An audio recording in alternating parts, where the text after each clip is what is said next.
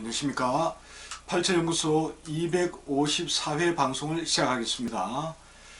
간혹 8개 중에서 어떤 체질이 더 좋으냐고 질문하시는 분들이 있습니다. 아니면 나는 왜 하필 저주받은 체질로 태어나서 이렇게 힘든 것이냐고 하시는 분들도 역시 있고요. 하지만 좋은 체질도 나쁜 체질도 없습니다. 체질에는 우연이 있을 수 없습니다. 모든 체질은 그 나름의 장단점을 동시에 지니고 있습니다. 또한 어떤 체질이든 남자와 여자를 가릴 것 없이 좋은 사람이 있는 반면에 그와 반대로 나쁜 인간성을 지니고 있거나 반사회적 유형도 있게 마련입니다. 하지만 금체질 태양인 만큼 좋은 사람과 나쁜 사람의 차이가 뚜렷한 체질은 없습니다. 밝고 적극적이고 한없이 친절하고 인정 많은 지킬 박사와 같은 사람도 많지만 반대로 악한 본성과 행동이 언제 태어날지도 모르는 하이드와 같은 사람이 가장 많은 체질 역시 태양인 금체질입니다. 하이드를 닮은 남자 및 여자 태양인은 양심의 가책 따위는 개에게나 줘버린 것처럼 행동합니다. 어쩌면 비인간적인 행위를 하고도 쾌락이나 희열을 느낄지도 모릅니다.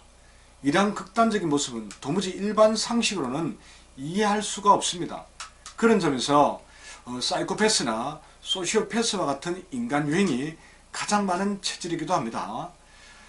치킬 박사는 유언장에서 하이드를 도덕적 정신 이상으로 규정하면서 정신이 똑바른 사람이라면 어떻게 그런 별것도 아닌 자극에 그렇게 끔찍한 범죄를 저지를 수 있겠는가라고 토로했습니다.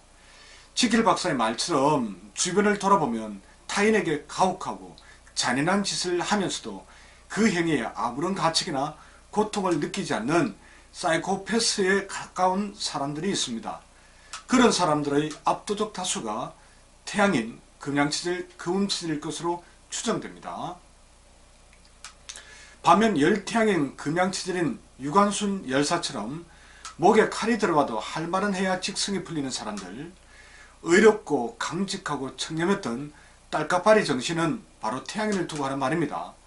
한태양인 금음체질처럼 섬세하고 부드럽고 온화하고 친절하고 배려심이 많은 사람들, 국경과 사선을 넘나드는 사랑에 온몸을 내던지는 사람들, 한태양인처럼 타인의 아픔에 함께 공감하며 뜨거운 연민의 눈물을 흘릴 줄 아는 사람들, 가난하고 힘없는 사람들을 고통으로 내모는 이들에 대해서 대신 분노를 터뜨릴 줄 아는 사람들, 내가 가진 것을 계산하지 않고 아낌없이 베풀고 봉사할 줄 아는 따뜻한 심성의 소유자들, 바로 이런 유형의 사람들은 태양인 금체질 남자와 여자에게서 가장 많이 엿볼 수 있는 특징입니다.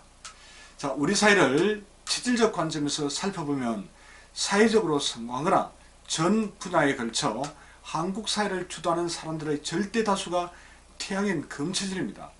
태양인은 양적이고 두뇌 활동이 활발해 사교성이 좋고 언변이 뛰어나고 명석하며 창의성도 뛰어납니다. 또한 빨리빨리 즉 속도전에도 능합니다. 하지만 한 조직 내에서 최고가 되기 위해서는 그만으로는 좀 부족하겠죠.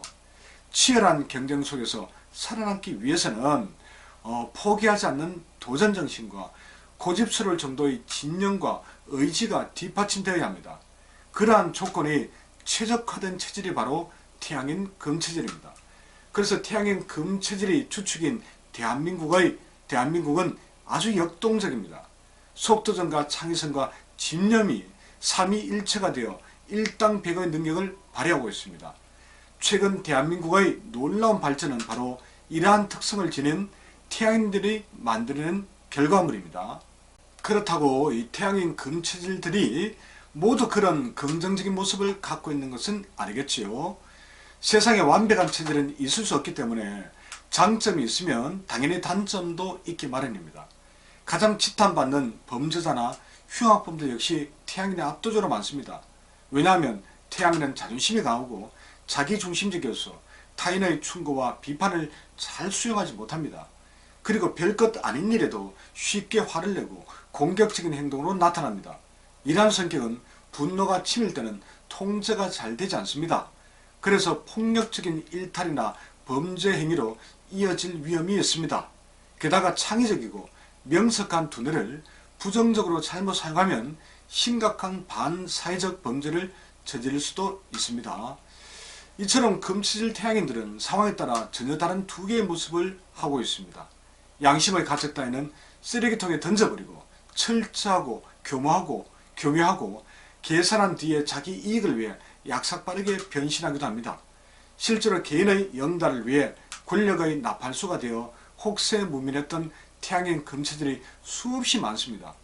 여러분들도 알다시피 민주화 운동을 하다가도 한순간에 권력에 빌부터 개인의 영달을 꿰었던 그런 인물들을 많이 보지 않았습니까?